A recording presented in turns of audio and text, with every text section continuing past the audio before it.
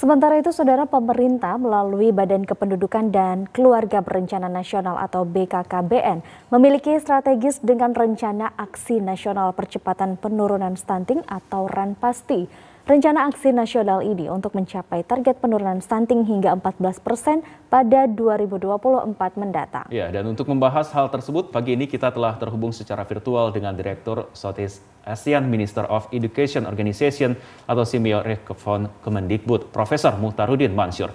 Selamat pagi, Prof. Muhtar, salam sehat. Selamat pagi, salam sehat, Mas Andi. Baik, Prof, ini pemerintah memiliki langkah strategis untuk menekan angka stunting ke angka 14% pada tahun 2024 dengan rencana Aksi Nasional Percepatan Penurunan Stunting. Lalu bagaimana Profesor melihat hal ini? Ya, tentu kita harusnya optimis, bahkan mestinya lebih rendah lagi. Karena ketika kita masih menyisakan generasi kita mengalami stunting, itu berarti akan ada beban yang lebih besar. Namun demikian tentu saja tantangannya sangat banyak karena berbagai faktor tadi, termasuk tadi yang sudah disebutkan di pendahuluan bahwa perlunya intervensi spesifik, artinya hal-hal yang berhubungan langsung yang dapat menyebabkan kekurangan gizi, dan intervensi sensitif, artinya hal-hal yang tidak berhubungan langsung tetapi sangat menentukan untuk mempengaruhi kekurangan gizi tersebut. Itulah makanya di pemerintah juga sudah mengeluarkan kebijakan melalui Perpres nomor 72 tahun 2021 tentang rencana aksi nasional penanggulangan stunting. Ya, baik, dokter, pemerintah sudah tentunya memiliki kebijakan begitu ya, ataupun mendukung. Lalu, Prof, tentu dibutuhkan banyak pihak untuk mendukung program ini. Sejauh mana peran pemerintah selain tadi sudah melakukan berbagai cara, Prof? Ya, selama ini beberapa hal yang penting telah dilakukan pemerintah adalah melalui pemberian makanan tambahan yang telah didistribusikan sejak beberapa tahun terakhir. Namun dari studi kami menunjukkan bahwa pemberian makanan tambahan pabrikan yang diberikan itu ternyata tingkat penerimaan masyarakat cukup rendah. Dan juga ternyata pada studi kami menunjukkan bahwa dengan pemberian makanan tambahan pabrikan tersebut ternyata membuat keterbatasan keragaman pangan yang dikonsumsi oleh anak. Jadi di sini memang ada dua ketika kita bicara tentang prioritas penanganan stunting adalah dua kelompok usia, yaitu yang tergabung dalam 1000 hari pertama kehidupan, itu berarti pada ibu hamilnya dan kemudian pada anaknya setelah lahir. Dan inilah yang penting di sini adalah bagaimana hubungannya dengan perilaku hidup yang sehat, perilaku gizi yang baik, karena sesungguhnya masalahnya tidak hanya tergantung pada ketersediaan pangan. Banyak sekali daerah dengan prevalensi stunting yang tinggi, ternyata ketersediaan pangan lokalnya cukup tinggi untuk digunakan dalam mengatasi stunting tersebut. Dan ini yang terlihat dari studi kami pada 50 kabupaten kota prioritas stunting dengan mengembangkan pedoman gizi seimbang berbasis pangan lokal. Ternyata memang per daerah itu mempunyai perbedaan-perbedaan kekurangan gizinya, sangat bervariasi antar satu daerah dengan daerah lain. Sehingga jawabannya dengan optimasi pemberian pedoman gizi makanan seimbang berbasis pangan lokal ini menjadi sesuatu yang berarti sekali untuk mengatasi hal tersebut.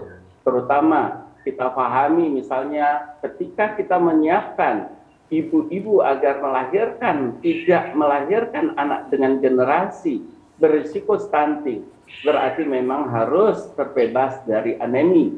Kita tahu bahkan peningkatan prevalensi anemi dari sekitar 30-an% menjadi lebih dari 40% berdasarkan riset 2018. Ini kan memperhatikan berarti akan terlahir generasi-generasi yang berisiko lebih besar untuk mengalami stunting. Di samping juga adalah ibu hamil kurus. Ini tantangan tersendiri, sehingga bagaimana kita mengedukasi, dan kemudian dalam edukasi itu harus ada yang diedukasi. Tidak cukup dengan mengatakan bahwa berbanyak makan A, B, C, banyak makan apa, tetapi pedoman atau menunya seperti apa yang tersedia di lokal yang harus mereka tingkatkan konsumsinya. Ini merupakan hal yang penting. Nah, di samping itu juga kita dapat paham dengan mengoptimalkan pedoman gizi seimbang berbasis pangan lokal, itu juga sekaligus juga mengatasi beberapa hal masalah delivery dan logistik ketika itu kita artikan datangkan dari luar. Demikian menurut saya hal yang pokok. Demikian juga pada anak, untuk anak balita di bawah 2 tahun yang telah terlahir dengan stunting, karena tadi disebutkan bahwa cukup besar persentase kontribusi untuk perbaikan di usia 1000 hari pertama kehidupan ini. Untuk itulah kemudian edukasi bagi tidak hanya ibu, karena ternyata di Indonesia itu bukan hanya ibu, tetapi caregiver, artinya pengasuh, juga harus mempunyai tingkat pengetahuan dalam pemberian gizi yang baik ini. Demikian Mbak Andi. Baik. Ya, Prof, tadi berbicara tentang edukasi, tidak cuma asupan, tapi bagaimana memberikan kesehatan yang terbaik untuk sang bayi seperti itu. Namun memang edukasi ini dimulai dari ibunya mengandung, kemudian melahirkan, dan ini erat kaitannya dengan edukasi dari Posyandu sendiri. Bagaimana Prof melihat Posyandu ini sebagai salah satu garda terdepan dalam menekan angka stunting, Prof?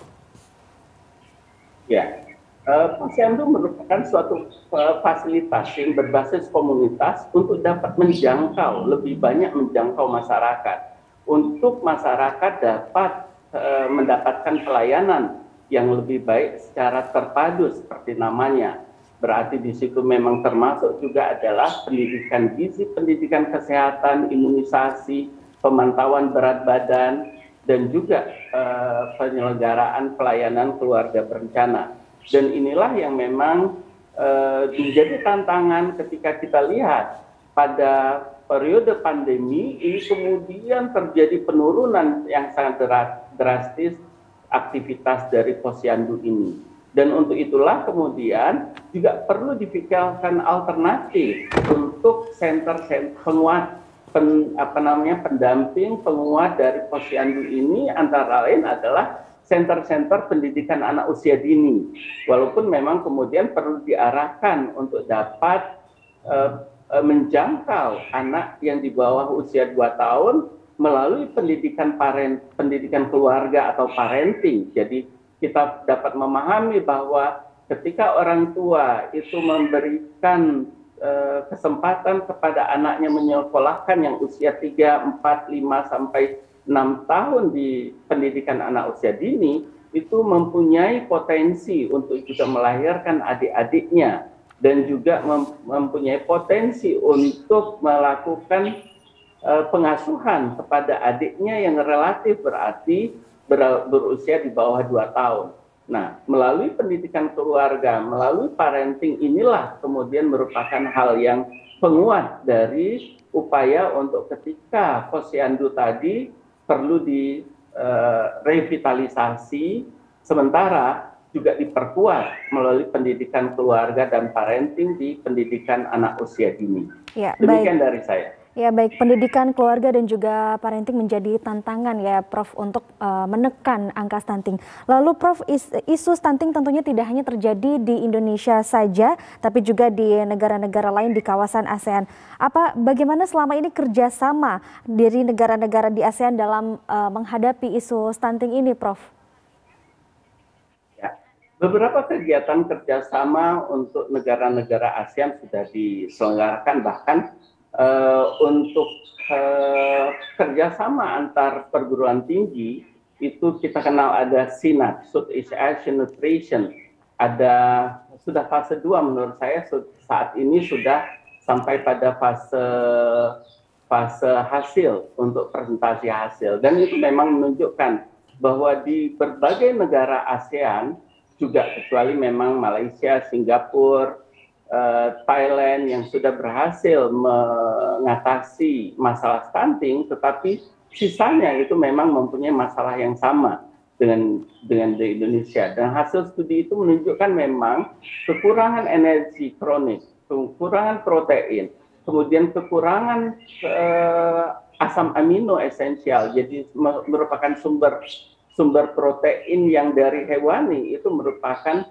hal yang esensial, yang penting ternyata untuk dapat diatasi di tingkat Asia Tenggara ini.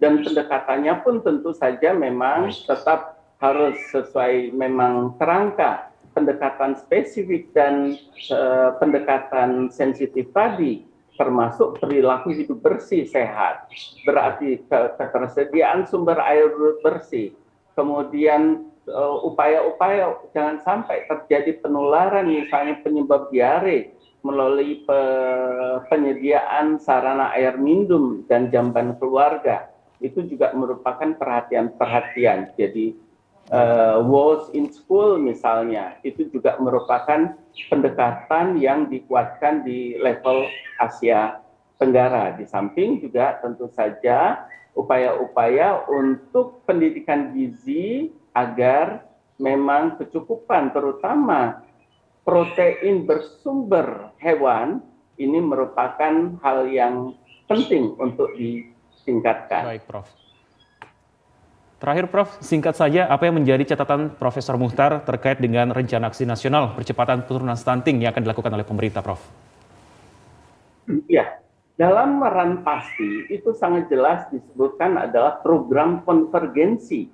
Artinya bagaimana semua sektor itu bersatu terintegrasi untuk mencapai akselerasi penurunan stunting ini. Dan ini tidak mudah ketika memang ego sektoralnya menjadi lemah. Dan tentu saja ini harus sampai pada tingkat desa. Mulai dari kita lihat bagaimana pusat sudah berkomitmen demikian, tetapi pemerintah daerah juga harus mempunyai pemahaman yang sama.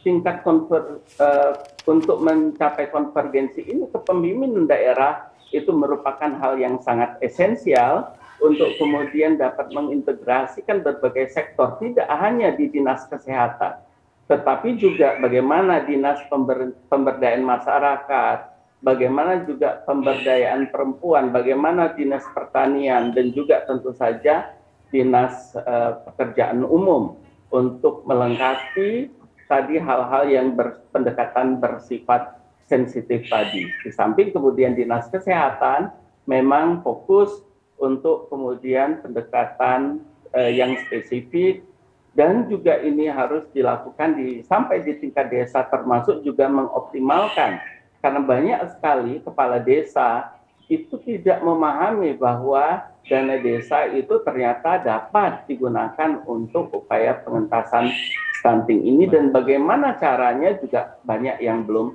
mengetahui. Itu menurut saya jadi memang teknis sampai di level desa ini merupakan hal yang harus dikerjakan bersama-sama, termasuk juga kemudian pendampingan dari teman-teman akademisi perguruan tinggi di daerah. Baik. Demikian. Tentunya kita berharap agar rencana aksi nasional percepatan penurunan stunting yang akan dilakukan oleh pemerintah bisa berjalan dengan baik sesuai rencana, bahkan melebihi target yang sudah ditargetkan seperti itu. Baik, Profesor Muchtarudin Mansyur, Direktur Southeast Asian Minister of Education Organization Kemendikbud, terima kasih sudah berbagi informasi bersama kami di Klik Indonesia Pagi hari ini. Salam sehat selalu, Prof. Salam sehat, Prof. Salam sehat, terima kasih. Selamat pagi.